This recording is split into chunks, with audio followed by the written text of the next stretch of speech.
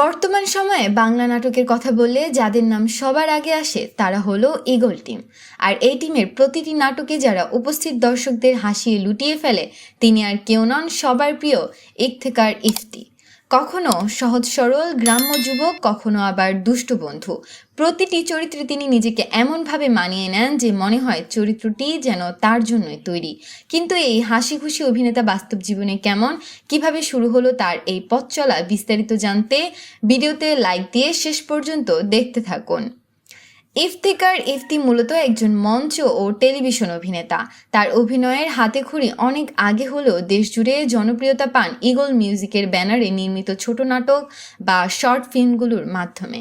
তার অভিনয়ে বিশেষত্ব হলো তার কথা বলার ধরন এবং টাইমিং। খুব সাধারণ সংলাপকেও তিনি তার অঙ্গভঙ্গি দিয়ে অসাধারণ করে তোলেন। বিশেষ করে গ্রামীণ প্রেক্ষাপটে নির্মিত কমেডি নাটকগুলোতে ইফতি এখন এক অপরিহার্য নাম।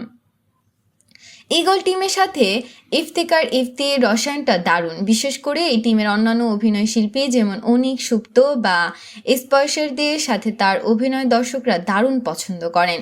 ইফতির সাফল্যের বড় কারণ হলো তার ন্যাচারাল অ্যাক্টিং। তিনি যখন ক্যামেরার সামনে দাঁড়ান মনেই হয় না তিনি অভিনয় করছেন।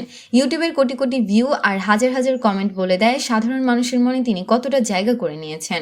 শুধুমাত্র কমেডি নয়, অনেক সিরিয়াস চরিত্র তিনি তার মেধার সাক্ষ্য রেখেছেন। পর্দার বাইরে ইফতেখার ইফতি অত্যন্ত বিনয়ী এবং প্রচার বিমুখ একজন মানুষ। তিনি নিজের কাজ নিয়ে থাকতে ভালোবাসেন। সোশ্যাল মিডিয়ায় নিয়মিত থাকলেও নিজের ব্যক্তিগত জীবনকে তিনি পর্দার আড়ালে রাখতে পছন্দ করেন। শুটিং সেটে তিনি সবার খুব প্রিয়, কারণ তার উপস্থিত মানে আড্ডা আর হাসাহাসি। কঠোর পরিশ্রম আর ধৈর্য যে একজন মানুষকে সফল করতে পারে, ইফতি তার বড় প্রমাণ।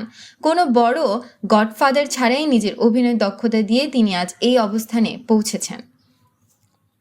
ইফতেখার ইফতি আমাদের বাংলা নাটকের একজন প্রতিশ্রুতিশীল অভিনেতা।